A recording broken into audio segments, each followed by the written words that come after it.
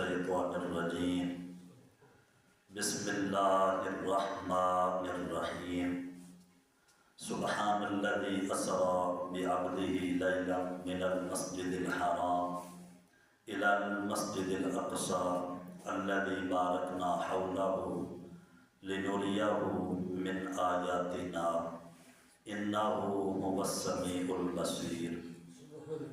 آمنت باللہ صدق اللہ مولانا العظیم وبلغنا رسولہ النبی الکریم ونحن علی ذلک لمن الشاہدین والشاکرین والحمد للہ رب العالمین۔ قال اللہ تبارک و تعالی فی شان حبیبہ الکریم ان اللہ وملائکتہ یصلون علی النبی یا ایھا الذین آمنوا صلوا علیہ وسلموا تسلیما۔ اللہم صلی علی سیدنا و مولانا محمد وعلی آلہ صحابہ سیدنا و مولانا محمد وبارک وسلم وصلی علیہ۔ الصلاۃ والسلام علیک یا سیدی یا رسول اللہ وعلی آلک واصحابک یا سیدی یا حبیب اللہ۔ الصلاۃ والسلام علیک یا سیدی یا رحمۃ للعالمین وعلی آلک واصحابک یا خاتم النبیین۔ اللہ رب العزت جل جلالہ عظم نوالہ اعظم شانہ اتم برہانہ خالق کل مالک کل حقیقی پالنہار ارحم الراحمین رب کی لاکھوں کروڑوں حمد و ثنا۔ حضور سرور کائنات فخر موجودات بزم زینت کائنات تاجدار رسول فخر رسول حامی بے کساں سید سروراں امام المرسلین خاتم النبیین احمد مجتبیٰ جناب محمد مصطفیٰ صلی اللہ تعالی علیہ وآلہ وسلم کی ذات بابرکات پر لاکھوں کروڑوں درود و سلام کے تحفے عقیدتوں محبتوں کے ساتھ پیش کرنے کے بعد کریم رب کی بارگاہ میں دعا ہے اللہ سب مسلمانوں کو نماز جمعہ ادا کرنے کی توفیق عطا فرمائے۔ اللہ تبارک و تعالی سب مسلمانوں کو اپنے فرائض کی ادائیگی کرنے کی توفیق عطا فرمائے۔ رب ذوالجلال خالق کائنات مالک کائنات نے قرآن پاک میں ارشاد فرمایا سبحان الذی اسری بعبدہ لیلا من المسجد الحرام الی المسجد الاقصی۔ پاک ہے وہ ذات جس نے اپنے بندے کو راتوں رات سیر کرائی مسجد حرام سے مسجد اقصی تک۔ الذی بارکنا حولہ وہ مسجد اقصی کے جس کے ارد گرد میرے رب نے برکتیں رکھی ہیں لنریہ من آیاتنا اور اس مسجد کے ارد گرد میرے رب نے نشانیاں رکھی ہیں۔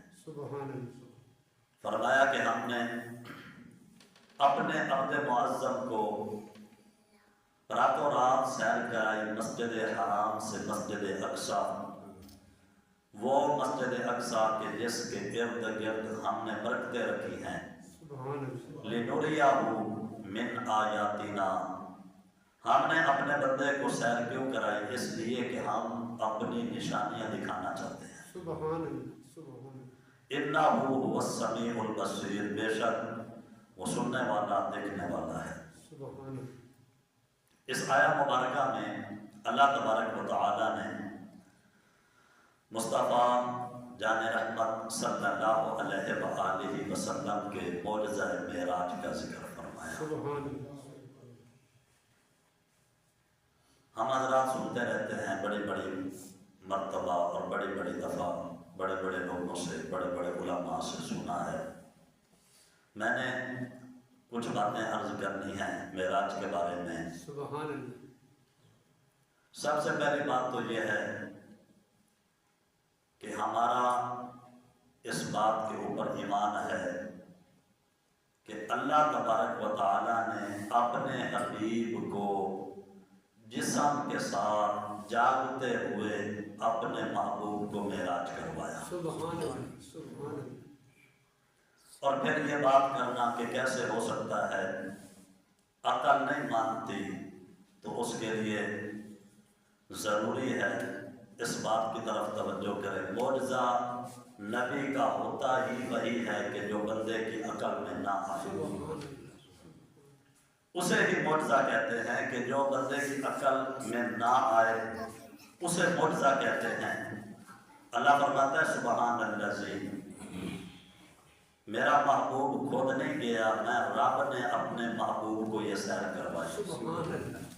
اللہ ہر چیز کے اوپر قادر ہے، اس کے سامنے کوئی چیز بھی محال نہیں۔ سبحان اللہ۔ تو فرمایا ہمارے لیے حکم کیا ہے؟ ہمارے لیے حکم یہ ہے کہ ہم جہاں بھی عظمت مصطفیٰ کی بات ہو تو وہاں گردن جھکا لیں۔ سبحان اللہ۔ اللہ کی قدرت کی بات ہو گردن جھکا لے بندہ۔ اب کلمہ پڑھنے کے بعد اللہ رسول کے سامنے بندہ اپنی عقل کو دخل دے تو پھر وہ ایمان سلامت نہیں رہتا۔ ایمان اسی کا نام ہے جب کلمہ پڑھا ہے تو رب رسول کے سامنے اپنی گردن جھکا لیں۔ سبحان اللہ۔ تو اللہ تبارک و تعالیٰ نے اپنے حبیب کو یہ معراج عطا فرمایا، معجزہ معراج عطا فرمایا۔ اس کی بڑی حکمتیں ہیں، بڑی بڑی وجہ ہیں۔ اللہ اور بندے کے درمیان جو تعلق کی گہرائی تھی، رب نے اس کا اظہار کرنا تھا، اس لیے اللہ نے اپنے حبیب کو معراج عطا فرمائی۔ اللہ اور اس کے بندے سے مراد مصطفیٰ جان رحمت صلی اللہ علیہ وآلہ وسلم کی ذات ہیں۔ کتنا تعلق ہے، کتنا گہرا تعلق ہے کہ رب تعالیٰ کی بارگاہ میں جناب موسیٰ علیہ السلام نے عرض کی ارینا کہ مالک میں تمہیں دیکھنا چاہتا ہوں۔ اللہ فرماتا ہے قال لن ترانی ولکن انظر الی الجبل۔ موسیٰ علیہ السلام 40 دن تشریف لائیں پہاڑ کے اوپر، طور پہاڑ پر تشریف لائیں، عبادت کریں، روزے رکھیں، عبادت کریں۔ 40 دنوں کے بعد اللہ کی بارگاہ میں عرض کریں کہ مالک میں تمہیں دیکھنا چاہتا ہوں۔ رب فرمائے لن ترانی موسیٰ، موسیٰ تم مجھے نہیں دیکھ سکتا۔ حضور اور اللہ تبارک و تعالیٰ اور اللہ کے اس محبوب بندے کے درمیان کتنا گہرا تعلق ہے۔ ایک طرف اللہ کا کلیم 40 دن عبادت کرے، روزے رکھے، اللہ کی بارگاہ میں عرض کرے مالک میں دیکھنا چاہتا ہوں۔ رب فرمائے لن ترانی موسیٰ، موسیٰ تو مجھے نہیں دیکھ سکتا۔ اور ادھر محبوب ام ہانی کے گھر آرام فرما ہوں، رب جبرائیل کو بھیجے کہ جاؤ میرے حبیب کو عرشوں پہ بلاؤ، میں اپنے حبیب کو اپنا دیدار کرواتا ہوں۔ فرمایا کہ معراج کی ایک حکمت اور فلسفہ یہ بھی تھا کہ اللہ اور اس کے بندے کے درمیان جو گہرا تعلق تھا وہ لوگوں کے سامنے بیان کرنا تھا کہ میرے حبیب کے ساتھ میرا جو تعلق ہے اتنا گہرا تعلق ہے کہ محبوب آرام فرما ہو تو رب جبرائیل کو بھیج کے لامکان پہ بلا دے۔ سبحان اللہ، سبحان اللہ۔ اور ایمان والوں کی آزمائش بھی ہے۔ معجزہ معراج میں ایمان والوں کی آزمائش اور امتحان بھی تھا۔ یہی تو وجہ ہے کہ جب ابو جہل کو یہ بات پتہ چلی تو وہ دوڑتا دوڑتا جناب صدیق اکبر کے پاس گیا۔ سبحان اللہ۔ کہنے لگا کہ صدیق بڑی مرتبہ تجھے سمجھایا ہے لیکن تیری بات سمجھ میں نہیں آئی، تیری سمجھ میں ہماری بات نہیں آئی۔ اب مجھے لگتا ہے اب جو میں بات کروں گا نا تیری سمجھ میں آ جائے گی۔ فرمایا کہ کہنا کیا چاہتا ہے؟ وہ کہنے لگا کہ تیرا صاحب، تیرا ساتھی، تیرا صاحب جس کو تو نے نبی مانا ہے، جس کا کلمہ پڑھا ہے، وہ کہتا ہے کہ رات کے مختصر سے حصے میں مسجد حرام سے مسجد اقصیٰ تک گیا ہے، اور تو جانتا ہے کہ یہ مہینوں کا سفر ہے۔ آگے سے کہنے لگا کہ ابو بکر تو بھی تو جاتا ہے نا، ہم بھی تو جاتے ہیں، اور تو جانتا ہے یہ مہینوں کا سفر ہے۔ تیرا نبی کہتا ہے کہ رات کے مختصر سے حصے میں مسجد حرام سے مسجد اقصیٰ گیا، وہاں جا کے نبیوں کو امامت بھی کرائی ہے، پھر وہ لامکان پر بھی گیا، پہلا آسمان، دوسرا، تیسرا، چوتھا، پانچواں، چھٹا اور ساتواں، پھر عرش، پھر لامکان کے اوپر گیا، جنت بھی دیکھی، دوزخ بھی دیکھی۔ تیرا نبی یہ بات کرتا ہے کہ عقل میں یہ بات آتی ہے؟ فرمایا کہ جب میرے حبیب نے فرما دیا ہے تو صدیق نے مان دیا۔ سبحان اللہ، سبحان اللہ، عظمت مصطفیٰ کی بات ہے، میرے حبیب کی عظمت کی بات ہے، میرے رب کی قدرت کی بات ہے۔ کلمہ پڑھنے کے باوجود تو کیا سمجھتا ہے کہ صدیق نہیں مانے گا؟ صدیق اپنے نبی کی عظمت کو بھی مانتا ہے، اپنے رب کی قدرت کو بھی مانتا ہے۔ ایمان والے کی آزمائش تھی، بڑے بڑے لوگوں میں ادھر ادھر کی باتیں آئیں، ڈگمگا گئے کہ کیسے ہو سکتا ہے کہ رات کے مختصر سے حصے میں ایسا کیسے ہو سکتا ہے؟ اللہ فرماتا ہے سبحان اللہ جی، اس بات کرنے سے پہلے یہ دیکھ لینا میں رب قدرتوں والا ہوں، سبحان اللہ، میں قدرت والا ہوں، میرے سامنے کوئی ایسی چیز نہیں ہے، میں اپنے حبیب کو یہ ساری سیر کروا سکتا ہوں۔ تو فرمایا کہ ایک معراج کی حکمت ایمان والوں کی آزمائش اور امتحان۔ سبحان اللہ، یہ کلمہ تو پڑھ لیا ہے، رب دیکھنا یہ چاہتا ہے کہ میرے نبی کی عظمت کو بھی مانتے ہیں یا نہیں۔ صحیح، رب دیکھنا یہ چاہتا ہے کہ میں خالق و مالک کی قدرت کو بھی مانتے ہیں یا نہیں، یا پھر اپنی عقل کی بات مانیں گے۔ عقل تو رب نے دی ہی اس وجہ سے ہے کہ حضور کی عزت اور عظمت کی بات کی جائے اور رب کی قدرت کی بات کی جائے۔ سبحان اللہ، سبحان اللہ، اور فرمایا کہ حضور کا مقام واضح کرنا ہے۔ معراج کی ایک حکمت یہ بھی ہے کہ مصطفیٰ جان رحمت صلی اللہ علیہ وآلہ وسلم کے مقام مرتبے کو واضح کرنا تھا۔ جناب آدم علیہ السلام سے لے کر عیسیٰ علیہ السلام تک ہر نبی جس کو میرے رب نے نبوت کا تاج عطا فرمایا، ہر نبی نے بس ایک ہی بات کی ہے کہ اللہ ایک ہے، سبحان اللہ، اللہ ایک ہے، اس کی عبادت کرو، وہ خالق و مالک ہے۔ کہو قولوا لا الہ الا اللہ تفلحون۔ ہر نبی نے بس ایک صدا لگائی کہ لوگوں کہو کہ اللہ ایک ہے، تفلحون۔ جب تم یہ جملہ بولو گے تو اللہ تمہیں کامیابیاں عطا فرمائے گا۔ بے شک، سبحان اللہ، اور میں نے یہ حدیث مبارکہ پڑھی ہے، حضرت علی المرتضیٰ کرم اللہ تعالی وجہ الکریم حضور نبی پاک صلی اللہ علیہ وآلہ وسلم کی بارگاہ میں حاضر ہوئے اور عرض کیا آقا مجھے کوئی مختصر سا ایسا وظیفہ بتائیں کہ وہ میں پڑھوں اور رب کے قریب ہو جاؤں۔ سبحان اللہ، ہوتی ہے نا بندے کی یہ چاہت ہوتی ہے، ہماری چاہتیں بھی بڑی بڑی ہیں، جس سے بھی پوچھو لمبی لمبی فرشتے بنائی ہوئی ہیں کہ یہ بھی ہو جائے وہ بھی ہو جائے، لیکن مولا مشکل کشا علی المرتضیٰ کرم اللہ تعالی وجہ الکریم اپنی چاہت کو حضور کے سامنے بیان کر رہے ہیں۔ عرض کرتے ہیں آقا مجھے کوئی ایسا مختصر سا چھوٹا سا وظیفہ بتائیں کہ جو میں وہ وظیفہ پڑھوں تو میں اللہ کے قریب ہو جاؤں۔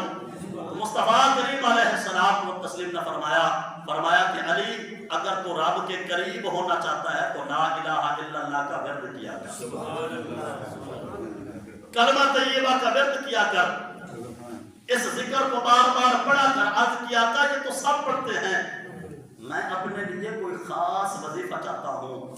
پھر مصطفیٰ کریم علیہ السلام و تسلیم نے فرمایا کہ علی تمہیں پتہ نہیں ہے کہ آدم علیہ السلام سے لے کر مجھ تک میرے رب نے جتنے بھی ذکر عطا فرمائے ہیں ان سب میں سے بڑھ کر کلمہ طیبہ کا ذکر ہے، اس جیسی اور کوئی چیز نہیں ہے، اور جب بندہ اس کا ذکر کرتا ہے تو میرا رب پھر برکت عطا فرماتا ہے، قرب عطا فرماتا ہے۔ اس لیے تو کہتے ہیں کہ جب بندہ اللہ کا ذکر کرتا ہے تو رب فرشتوں میں اس بندے کا ذکر کرتا ہے۔ فاذکرونی اذکرکم، فرمایا میرے بندے تو میرا ذکر کر، اذکرکم لا مقام پہ تیرا رب تیرا ذکر کرے. سبحان اللہ سبحان اللہ. تو جناب آدم علیہ السلام سے لے کر عیسیٰ علیہ السلام تک ہر نبی نے ایک ہی صدا لگائی کہ قولوا لا الہ الا اللہ تفلحون. لوگوں کہو اللہ ایک ہے, کامیابی مل جائے گی. بے شک لیکن کسی نے اپنی سر کی آنکھوں سے اپنے رب کا دیدار نہیں کیا. بے شک کسی نے بھی سر کی آنکھوں سے اپنے رب کا دیدار نہیں کیا. تو رب ذوالجلال خالق کائنات مالک کائنات نے اپنے حبیب کے مقام کو واضح کرتے ہوئے, لوگوں کے سامنے حضور کی عظمت کا بیان کرتے ہوئے, رب نے معراج کی رات مصطفیٰ کریم علیہ الصلوۃ والتسلیم کو لامکان کے اوپر بلا کر اپنا دیدار کروا کے کہا کہ حبیب اب جا کے آپ اعلان کریں کہ لا الہ الا اللہ. آدم علیہ السلام سے لے کر عیسیٰ علیہ السلام تک ہر نبی نے جو تمہیں دعوت دی ہے کہ اللہ ایک ہے, بن دیکھ دی ہے, اور میں مصطفیٰ میں دیکھ کے آیا ہوں. سبحان اللہ سبحان اللہ. میں نے اپنے رب کا دیدار کیا ہے, میں دیکھ کے آیا ہوں. تو فرمایا نبی کے مقام کو واضح کرنا تھا, اس لیے اللہ نے حضور کو معراج عطا فرمایا. سبحان اللہ سبحان اللہ. اور امت کے لیے نصیحت بھی تھی اس معراج میں. سبحان اللہ. ہم جتنے بھی دن ہیں نا بس بطور ثواب بناتے ہیں. کوئی بھی دن ہے ہم سمجھتے ہیں بس یہ ثواب کا کام ہے. اللہ کے بندوں ان دنوں میں ثواب بھی ہے, لیکن امت کے لیے ہر دن میں تربیت بھی ہے. بے شک بے شک. امت کے لیے نصیحت کیا ہے؟ مصطفیٰ کریم علیہ الصلوۃ والتسلیم آپ نے جب کلمہ طیبہ کی دعوت دی, فرمایا کہ لوگوں لا الہ الا اللہ پڑھو, لا الہ الا اللہ. تو سب نے حضور نبی پاک صلی اللہ علیہ وآلہ وسلم کی مخالفت شروع کر دی. اور یہ وہ لوگ تھے کہ جو کلمہ سے پہلے, اسلام سے پہلے حضور کو امین بھی کہتے تھے, صادق بھی کہتے تھے, اور کوئی بھی بات ہوتی تھی حضور کی بارگاہ میں آتے تھے. لیکن جب نظریے کے ساتھ جب ٹکراؤ پیدا ہوتا ہے پھر لوگوں کی اصلیت بالکل واضح ہو جاتی ہے. سبحان اللہ. جب تک بندہ کسی کے مخالف بات نہیں کرتا تو لوگ بڑا ادب و احترام کرتے ہیں, یار ہماری کے لیے بات کر رہا ہے. اور جیسے ہی بندہ حق اور سچ بات کر دے اور لوگوں کے مخالف بات ہو تو پھر لوگ جو ہیں وہ طرح طرح کی باتیں کر دیتے ہیں.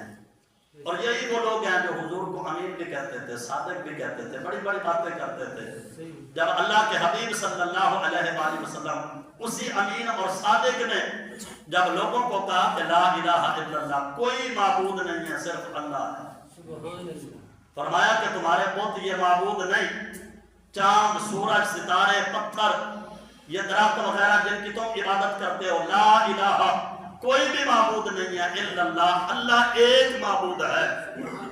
تو ان لوگوں نے ستانا شروع کیا. جو صادق کو امین کہتے تھے معاذ اللہ کاذب کہنے لگے, جادوگر کہنے لگے. جو ادب کرتے تھے وہ مارنے کے اوپر آ گئے. یہاں تک کہ طائف میں جب میرے حبیب پاک صلی اللہ علیہ وآلہ وسلم نے اسلام کی دعوت دی, لوگوں کو کہا نا کہ قولوا لا الہ الا اللہ تفلحون. اب میں آپ کے سامنے قرآن پڑھتا ہوں, آپ کی زبان کے اوپر سبحان اللہ ہے. قرآن جب پڑھ جائے لوگوں کے سامنے آپ ماشاءاللہ سبحان اللہ محبت کرتے ہیں, لیکن وہ دور مختلف تھا جب اللہ کے حبیب صلی اللہ علیہ وآلہ وسلم نے طائف میں لوگوں کو اسلام کی دعوت دی. وہاں کوئی سبحان اللہ کہنے والا نہیں تھا, پھول چڑھانے والے کوئی نہیں تھے.